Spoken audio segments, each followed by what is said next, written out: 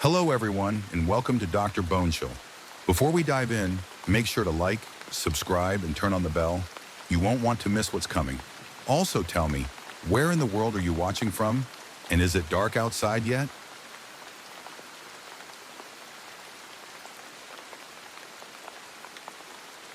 Story 1. My name is Michael, and I need to tell you about the 7 days I spent aboard the Celestial Majesty, and why I'll never set foot on another cruise ship as long as I live. It was supposed to be a fresh start. After 18 months of battling depression following my divorce, my sister Emma convinced me that a Caribbean cruise would help me reconnect with life with other people, with some version of myself that might actually be capable of happiness again. The Celestial Majesty was a massive ship, one of those floating cities that can house 4,000 passengers, and crew, complete with restaurants, theaters, pools, and enough activities to keep you busy for weeks. You need to get out of that apartment, Emma had said, booking the trip as a birthday gift I'd never asked for. You need to remember what it feels like to be around people who are unpaid to listen to your problems.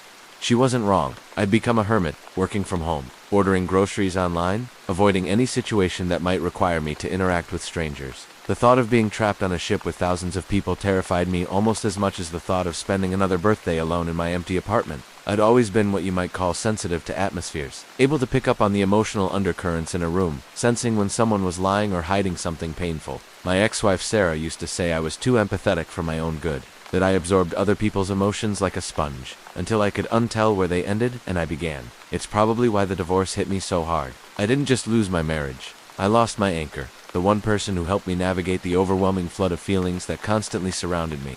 The first day aboard the Celestial Majesty was exactly what I'd expected.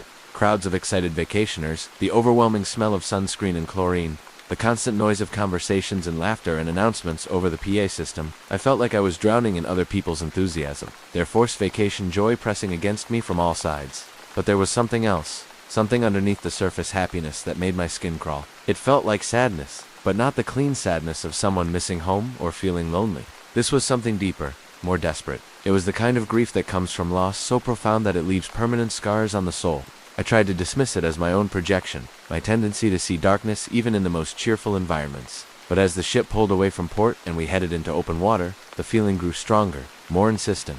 That first night, I had the dream. I found myself walking the ship's corridors in what felt like the early hours of morning, though in the dream there were no windows to confirm the time.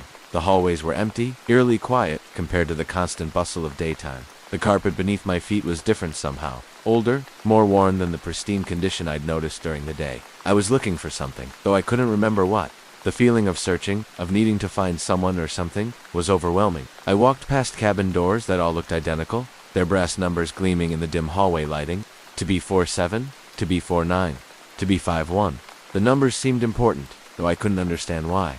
As I reached the end of the corridor, I saw her. A woman in a white dress stood at the far end of the hallway, her back to me. Her hair was long and dark, and something about her posture suggested deep sadness, a weight that seemed to bend her shoulders forward.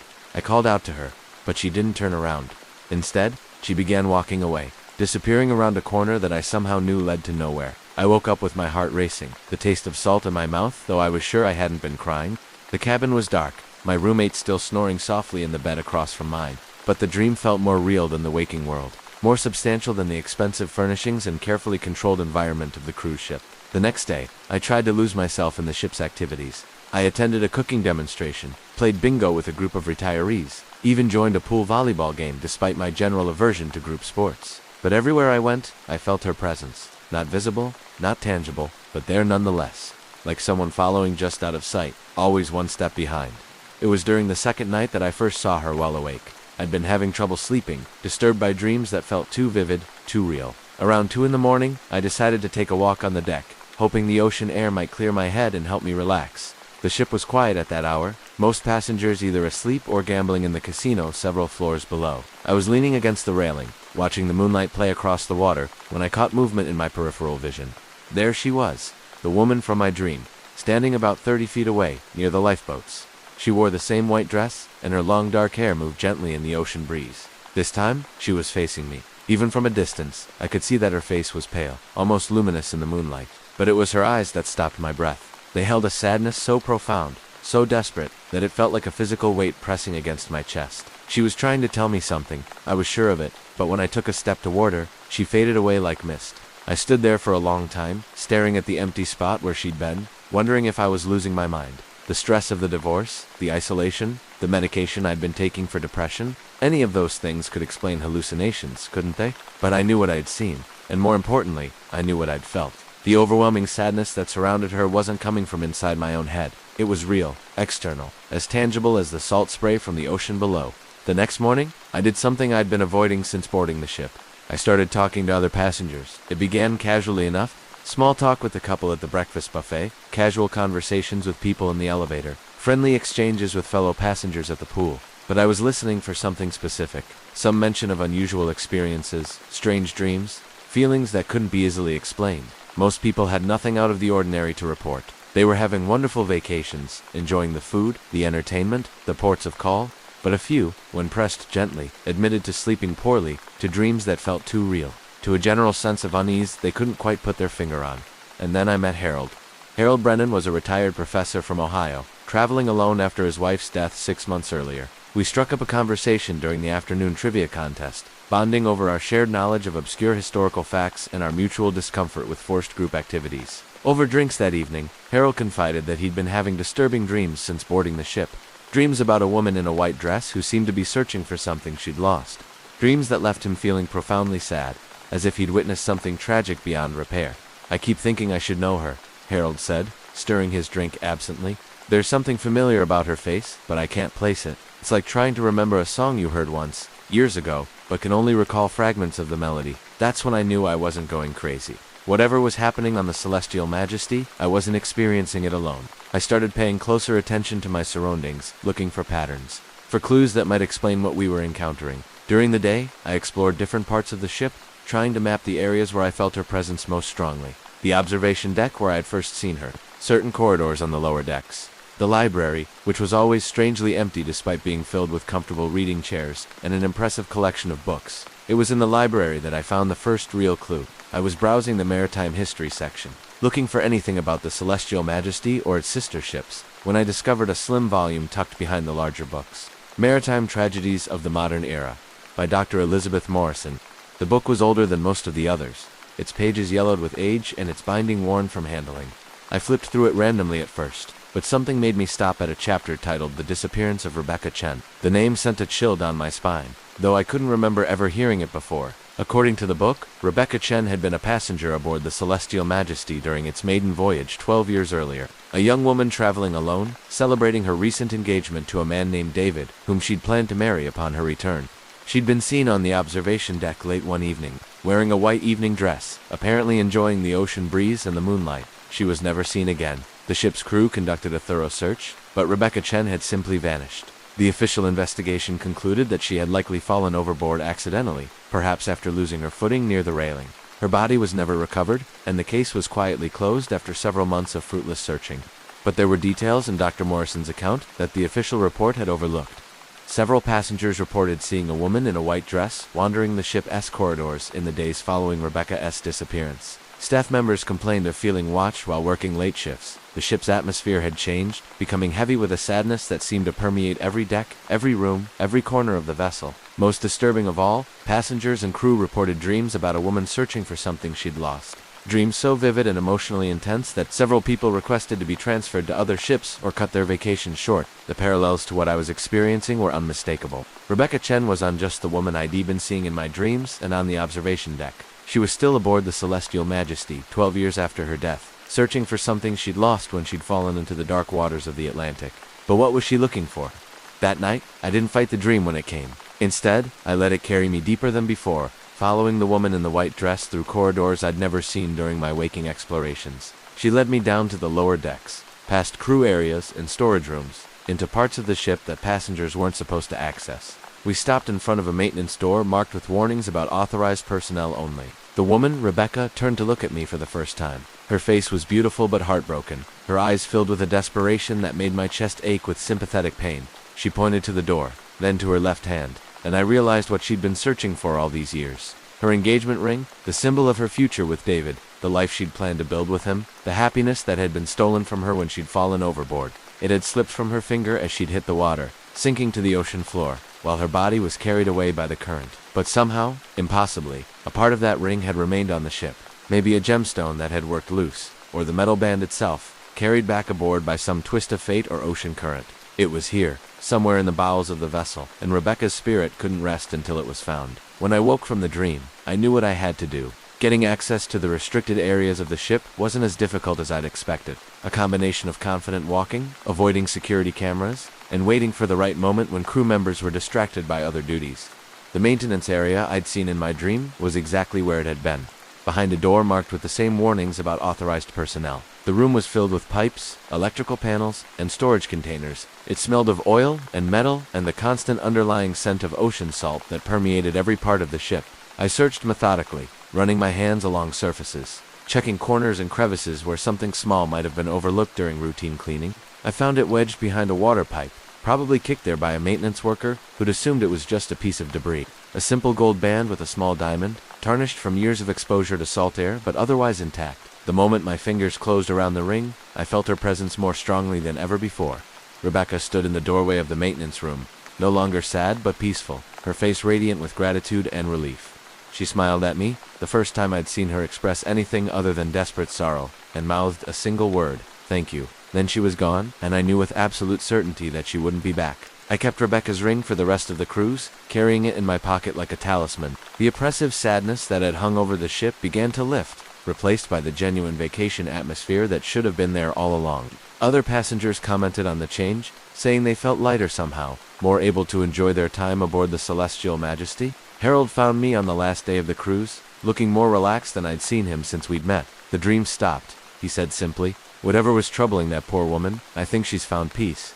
I nodded, not trusting myself to speak about what I'd discovered in the maintenance room. Some stories are too personal, too strange to share, even with someone who's experienced the same supernatural encounter. When we docked back in Fort Lauderdale, I did something that felt both right and necessary. I researched Rebecca Chen, tracking down information about her family, her life before the cruise, the man she'd planned to marry. David was still alive, living in Seattle, and had never remarried. According to the newspaper articles I found online, he'd never gotten over losing Rebecca, never stopped wondering what had happened to her during those final moments aboard the ship.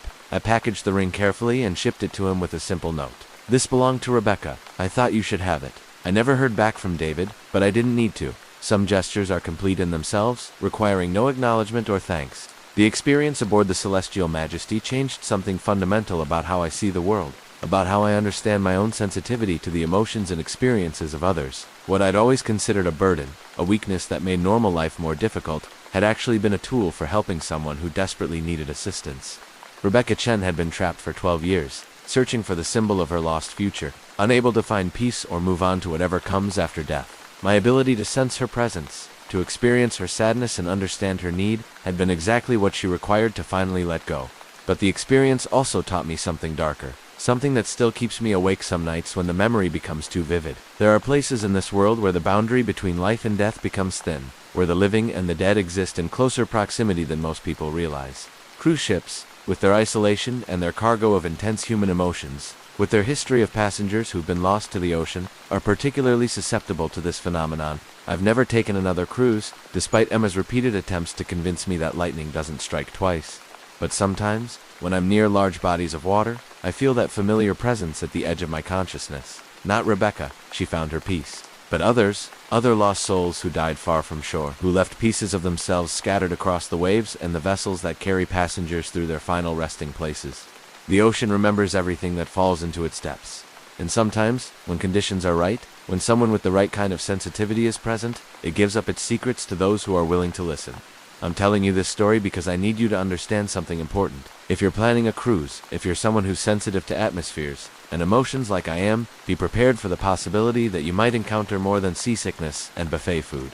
The ocean is vast and deep and full of stories that the travel brochures will never mention. And if you do encounter something unexplained during your time at sea, don't dismiss it as imagination or stress or too much sun. Sometimes the dead need our help to find peace, and sometimes we're the only ones who can provide it. Just be careful what doors you choose to open, because once you've helped one lost soul find their way home, others will sense that you have the gift, and they'll come looking for you, hoping you can do the same for them. The ocean never forgets, and neither do the passengers who never made it back to port.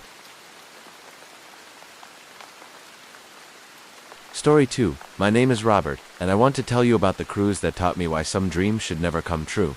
I booked the Mediterranean cruise on the Aurora Splendor as a celebration. A reward for finally completing my novel after 3 years of struggling with writer's block.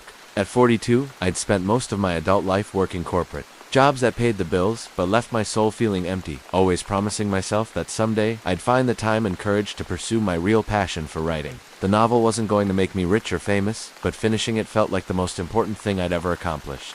My agent thought it showed promise, and for the first time in years, I felt like I might actually have a future as the writer I'd always dreamed of becoming. The Aurora Splendor was supposed to be a floating sanctuary, a place where I could disconnect from the pressures of everyday life and maybe start planning my next book. 14 days sailing through the Mediterranean, visiting ports I'd only read about in guidebooks, experiencing the kind of cultured European adventure that had always seemed beyond my reach. I'd always been a vivid dreamer. Since childhood, I'd experienced dreams with remarkable clarity and detail, often waking up feeling like I'd lived entire lifetimes in the space of a single night's sleep. My dreams were so realistic that sometimes I'd have trouble distinguishing between memories of actual events and memories of things that had happened only in my sleeping mind. Most people found this amusing when I mentioned it, treating my dream experiences like interesting curiosities rather than anything significant. But I learned over the years that my dreams often contained insights about people and situations that proved remarkably accurate when I was awake. It was as if my subconscious mind could process information and make connections that my waking self missed. The first few nights aboard the Aurora Splendor were exactly what I'd hoped for. I slept deeply and peacefully, lulled by the gentle motion of the ship and the constant white noise of the ocean. My dreams were pleasant and forgettable, the kind of random neural housekeeping that happens when your mind is truly relaxed. But on the fourth night, as we sailed past the coast of Italy toward our next port in Greece, something changed. I dreamed I was walking through the ship's corridors, but not the elegant passenger areas I knew from my waking hours. Instead, I found myself in sections of the vessel I'd never seen before. Utilitarian spaces with exposed pipes and metal walkways that seemed to stretch for miles in every direction. I wasn't alone in these dream corridors. Other passengers moved through the same spaces, but they looked different somehow. Their clothes were from different eras, their faces bearing expressions of confusion and loss that seemed to echo through the narrow hallways like physical sounds. In the dream, I understood that these weren't current passengers. They were people who had traveled on this ship, or ships like it, across decades of ocean voyages. Passengers from the 1960s in their formal evening wear, families from the 1980s in their casual vacation clothes, elderly couples from more recent years who moved with the careful steps of people unsteady on their feet. They were all searching for something, wandering the endless corridors with a desperate purpose that made my heart ache with sympathetic sadness. But what struck me most was that they all seemed aware of my presence, turning to look at me with expressions of hope and recognition, as if they'd been waiting for me to arrive. One of them, a middle-aged woman in a blue dress from what looked like the 1970s, approached me directly. "You can see us," she said, her voice carrying an echo that made it sound like she was speaking from the bottom of a well. "You can help us find our way back." "Back where?" I asked, though the words came out distorted in the way that speech sometimes does in dreams. "To the surface," she replied. "We've been down here so long, we've forgotten which direction leads up." I woke up with my heart pounding, the taste of salt water in my mouth. Despite being in my sealed cabin, the dream had felt more real than reality, more vivid and significant than any of my previous nocturnal experiences. But what disturbed me most was the lingering certainty that the woman in the blue dress wasn't a product of my imagination. She was real. They were all real. The next day, I tried to shake off the dream's effects by immersing myself in the ship's daytime activities. I attended a lecture on Mediterranean history, played chess with a retired professor from Boston, even joined a wine tasting that helped me relax for a few hours. But as evening approached, I found myself dreading sleep, afraid of what I might encounter in the ship's dream corridors. I tried staying awake, reading in the ship's library until my eyes burned with fatigue.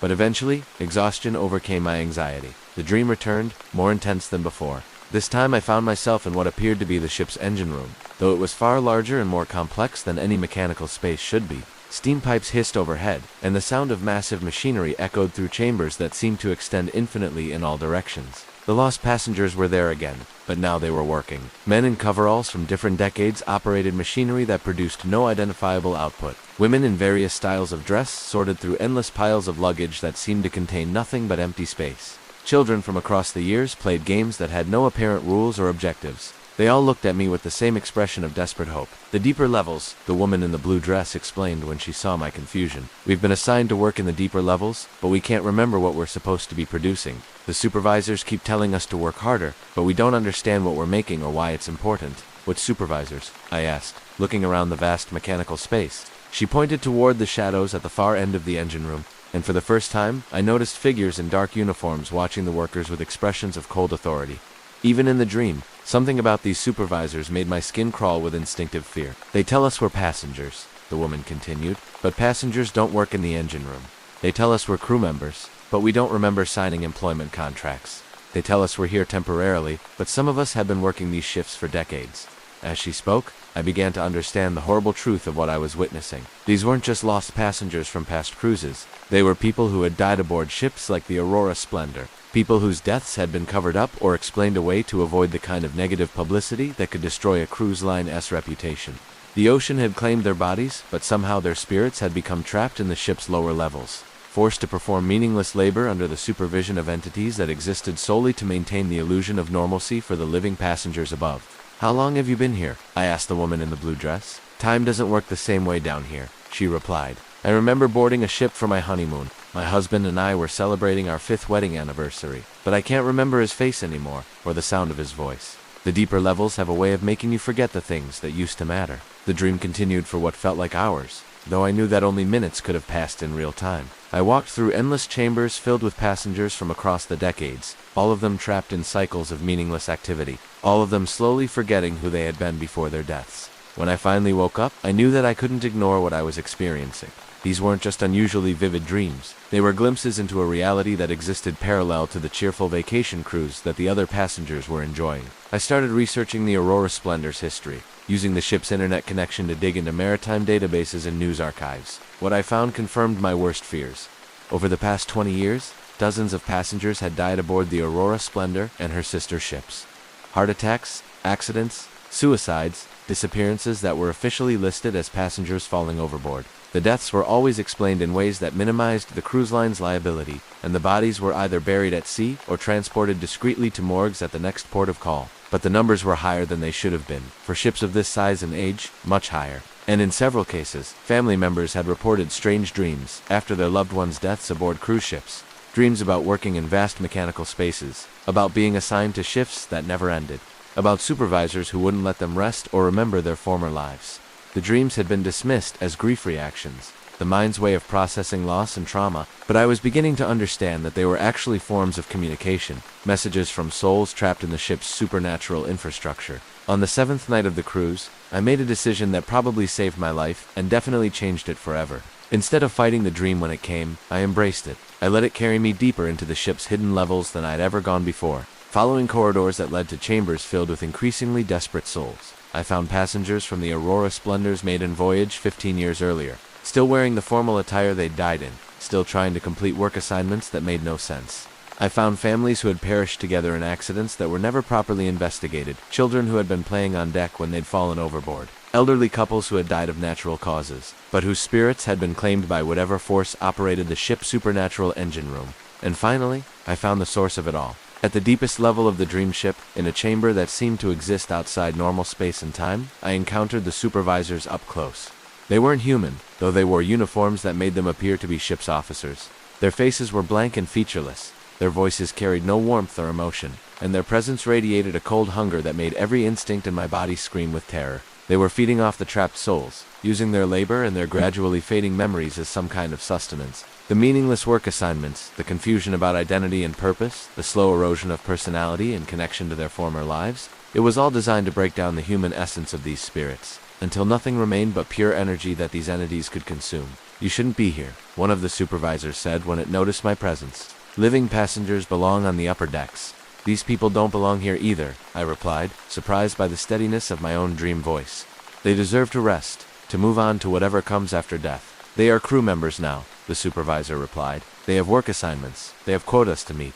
The ship's operations require their continued service." That's when I understood the full scope of the horror. The Aurora Splendor wasn't just a cruise ship. It was a harvesting vessel, designed to collect human souls and process them into whatever form of energy these entities required. The vacation cruise was just the surface layer, the pleasant facade that concealed an industrial operation dedicated to spiritual consumption. But there was something the supervisors hadn't anticipated. My ability to experience their operation through dreams also gave me a certain amount of power within that dream reality. I wasn't just observing the trapped souls, I was connecting with them, reminding them of who they had been before their deaths. I spent the rest of the dream moving through the work chambers, speaking to as many trapped passengers as I could reach. I asked them about their lives, their families, the things they had loved before their deaths. With each conversation, I could see their faces becoming more animated, their memories of their former selves growing stronger and clearer.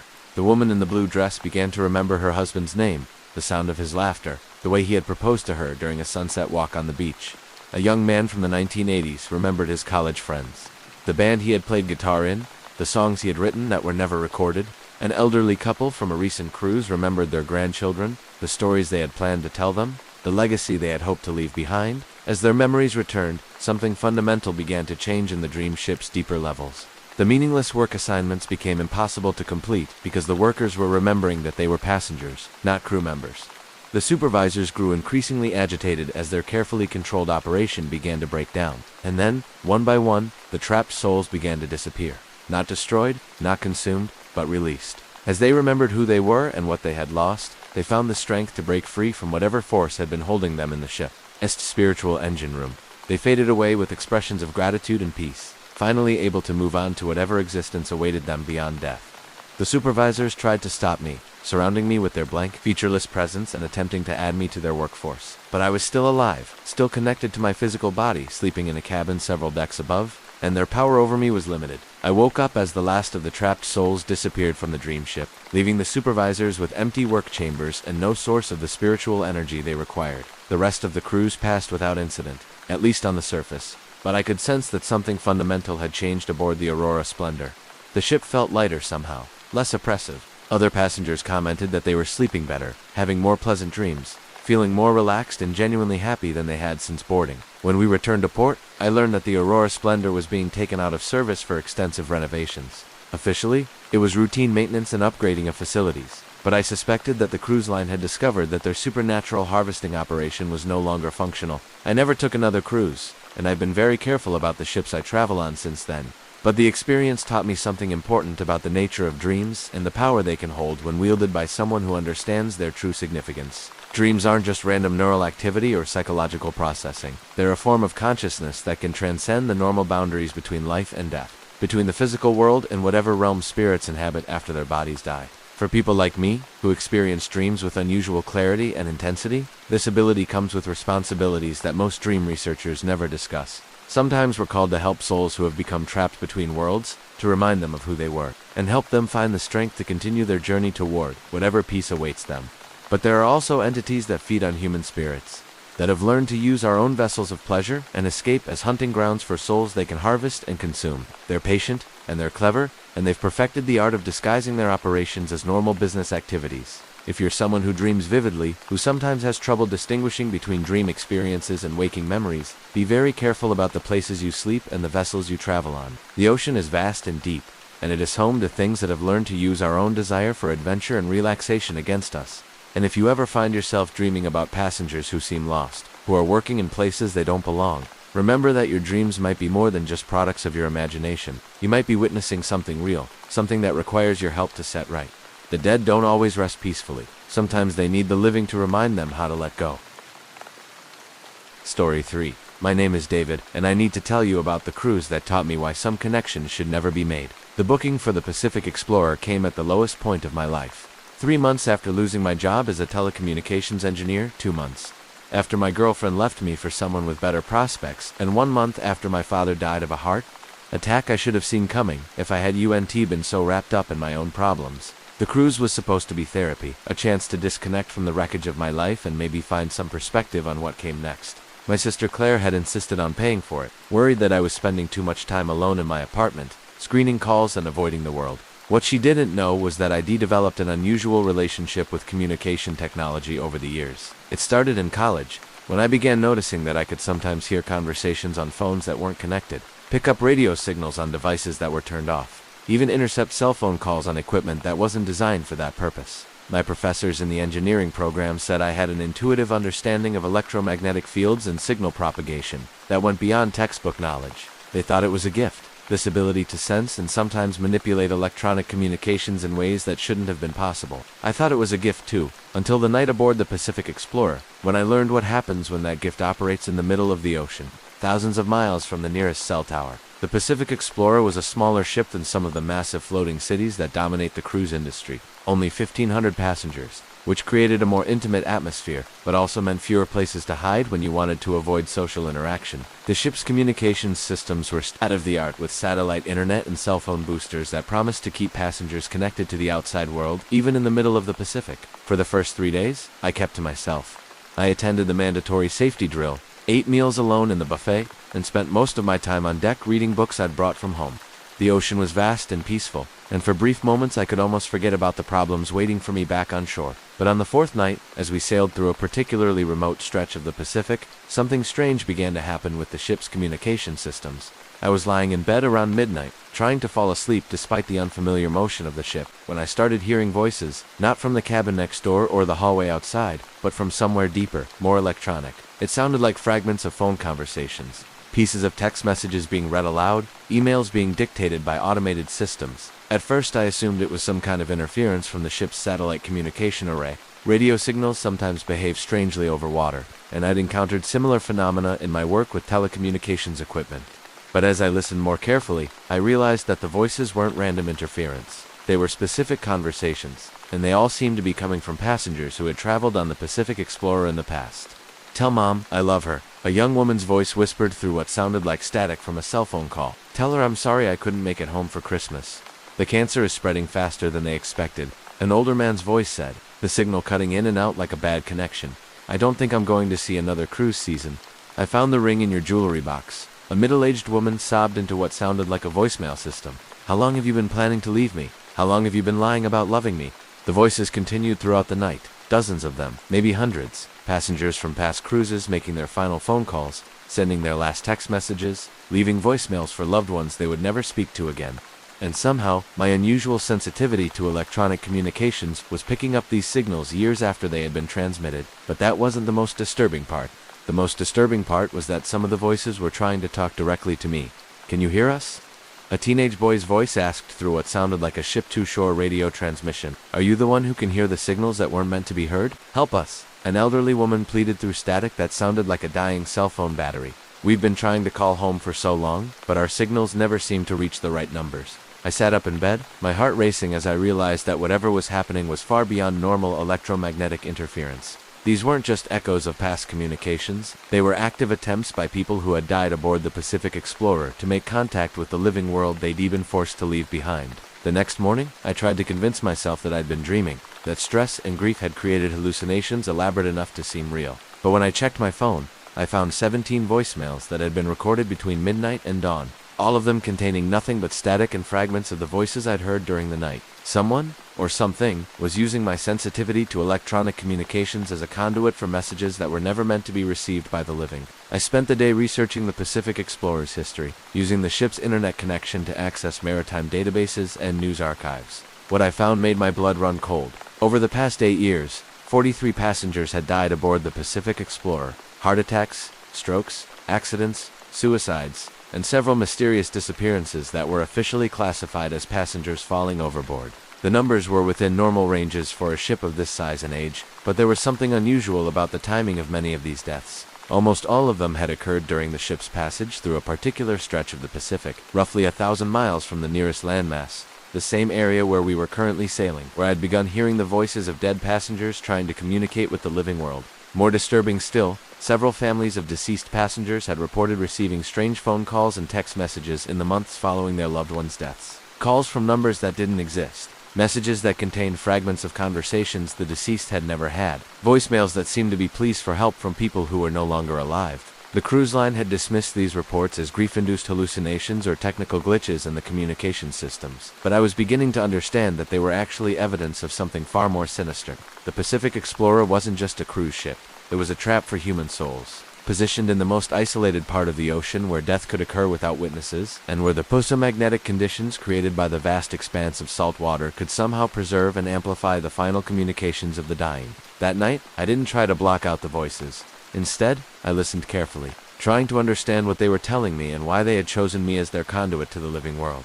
The picture that emerged was heartbreaking and horrifying in equal measure. Many of the passengers who had died aboard the Pacific Explorer had been murdered, not in dramatic ways that would attract attention, but through subtle methods that could be disguised as natural deaths or accidents. Medications swapped for placebos, causing fatal medical episodes. Railings loosened so that passengers would fall overboard during rough weather. Food poisoned with substances that would cause heart attacks or strokes. The murders were being carried out by crew members who had been recruited by an organization that specialized in what they called maritime estate management. Wealthy passengers would be identified and targeted, their deaths arranged in ways that would allow their assets to be transferred to accounts controlled by the criminal network. The victims had realized what was happening to them in their final moments, and many had tried to make emergency calls or send warning messages to their families. But the ship's communication systems had been modified to intercept and block these transmissions, preventing any evidence of the murders from reaching the outside world. However, the electromagnetic conditions in this particular part of the Pacific, combined with the intense emotions and desperate intentions of the dying passengers, had created a kind of spiritual communication network. The souls of the murdered passengers were trapped in the ship's modified communication systems, endlessly trying to send the warnings and final messages that had been blocked during their deaths. And my sensitivity to electronic communications had made me the perfect receiver for their desperate transmissions. "They're going to kill again," the voice of a woman who identified herself as Margaret Thornton told me through what sounded like a satellite phone connection. "Tonight, during the storm that's approaching from the west, they've identified their next target," who I whispered into the darkness of my cabin. "The old man in cabin 247, she replied, "Frank Peterson. He's traveling alone, worth several $1 million, has no close family to ask questions about his death. They've been putting something in his blood pressure medication for 3 days. Tonight, when the ship is rolling in heavy seas, they'll make it look like he had a heart attack and fell overboard." I knew Frank Peterson. We'd played chess together in the ship's library, and he'd mentioned that he was taking his first cruise since his wife died 2 years earlier. He was exactly the kind of isolated, wealthy passenger that the murderous crew members would target. But how could I warn him without sounding completely insane? How could I explain that I'd learned about the plot from the ghosts of previous victims communicating through the ship's electronic systems? The answer came from Margaret Thornton herself. "Check his medication," she said. "The pills in his prescription bottle have been replaced with something that looks identical but contains a chemical compound that will cause massive cardiac failure when combined with the motion sickness medication he takes every evening. The evidence is in his cabin right now." Getting into Frank's cabin wasn't as difficult as I'd expected. The electronic lock systems on cruise ships are sophisticated, but my unusual relationship with communication technology extended to other electronic devices as well. I'd learned years ago that I could sometimes influence keypad locks and electronic sensors in ways that shouldn't have been possible. Frank was at the evening show in the ship's theater, which gave me about 2 hours to search his cabin and find the evidence Margaret had described. His prescription bottle was on the nightstand next to his bed, filled with pills that looked exactly like the blood pressure medication he was supposed to be taking. But when I examined them more closely, using the magnifying glass from his travel grooming kit, I could see subtle differences in the color and texture that suggested they were counterfeit. More importantly, when I checked the prescription information on the bottle against his medical records, which I found in his travel documents, the dosage was wrong in a way that would be deadly when combined with motion sickness medication. I had the evidence, but I still faced the problem of explaining how I discovered it without revealing my ability to communicate with dead passengers. In the end, I decided that Frank's life was more important than maintaining my secret. I intercepted him as he returned from the theater, explaining that I was a telecommunications engineer who had noticed irregularities in the ship's electronic systems that suggested someone was intercepting passenger communications. I told him I'd discovered evidence that crew members were targeting wealthy passengers for robbery and potentially murder, and that his medication had been tampered with. Frank was skeptical at first, but when I showed him the counterfeit pills and explained the chemical interaction that would kill him, he realized that I was telling the truth. We immediately went to the ship's security office and reported the plot, providing the tampered medication as evidence. The investigation that followed revealed the full scope of the criminal operation. 7 crew members were arrested, along with 2 passengers who had been working as spotters to identify wealthy targets. Bank records showed that they had stolen over $12 million from passengers who had died under suspicious circumstances during the past 3 years. But the most important discovery came when security personnel searched the ship's communication systems and found the modifications that had been used to block emergency calls and distress signals from previous victims. The evidence of intercepted messages provided crucial proof of premeditation and helped prosecutors build cases that would ensure the murderers spent the rest of their lives in prison. The rest of the cruise passed quietly, but the voices of the dead passengers continued to communicate with me each night. Now, however, their messages were different. Instead of desperate pleas for help, they were expressions of gratitude and relief. "Thank you," Margaret Thornton's voice whispered through what sounded like a clear satellite connection. "We can finally rest knowing that justice will be served and that no other passengers will die the way we did." The communication network is dissolving. Another voice explained. With the murderers caught and the truth revealed, we no longer need to maintain our connection to the ship's electronic systems. We can move on to whatever comes after death. One by one, the voices faded away, their final messages carrying a peace and contentment that had been absent from their earlier transmissions. They had found the justice and closure they needed to release their hold on the living world and continue their journey beyond death.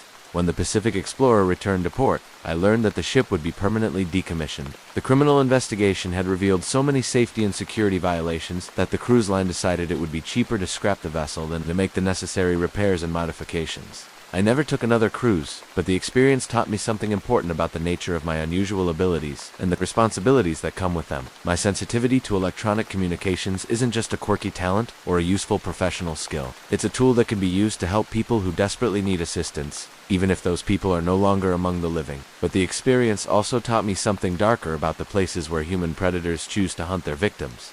Cruise ships, with their isolation and their transient populations, are perfect hunting grounds for criminals who understand how to exploit the trust and vulnerability of people seeking relaxation and escape. The ocean is vast and empty, and it's easy for people to disappear without witnesses or evidence. But sometimes, under the right conditions, the dead find ways to communicate the truth about their deaths to the living. And sometimes, people like me are positioned to receive those messages and act on them. If you're planning a cruise, especially to remote areas where communication with the outside world is limited, be very careful about who you trust and what you reveal about your personal circumstances. The friendly crew member who asks about your family situation might be evaluating you as a potential victim. The fellow passenger who shows unusual interest in your financial status might be working with criminals who specialize in maritime murder. And if you ever find yourself hearing voices through electronic devices that should be able to receive signals, don't dismiss them as technical glitches or stress-induced hallucinations. Sometimes the dead have important messages for the living, and sometimes you might be the only person who can hear them clearly enough to take action. The ocean remembers everything that happens on its surface, and the dead don't always rest quietly in its depths. Sometimes they find ways to reach back across the boundary between life and death to ensure that justice is served, and that other innocent people are protected from the predators who hunt in the darkness between waves. If these stories have struck a chord with something deep in your own experience, if you've recognized fragments of your own unexplained encounters with the supernatural forces that lurk beneath the surface of ordinary life, I hope you'll take a moment to connect with our Dr. Bonechill community. Your like tells me that these stories matter, that there are others out there who understand that the world contains mysteries and horrors that most people never acknowledge. Your subscription brings us closer to 10,000 souls who've chosen to face the darkness instead of pretending it doesn't exist. And your comments, sharing your own experiences and insights, remind all of us that we're not alone with these memories that change how we see the world. The ocean is vast and deep, and it holds secrets that the travel industry will never put in their brochures. But sometimes, when conditions are right, and when people with the right kind of sensitivity are present, those secrets find their way to the surface. Sometimes the dead speak to the living, and sometimes the living are brave enough to listen and act on what they hear. Until next time, remember that not every vacation is an escape, and not every journey ends when you return to port. Some experiences follow you home and change you in ways that last forever. And maybe, just maybe, that's exactly what's supposed to happen. Sweet dreams and safe travels.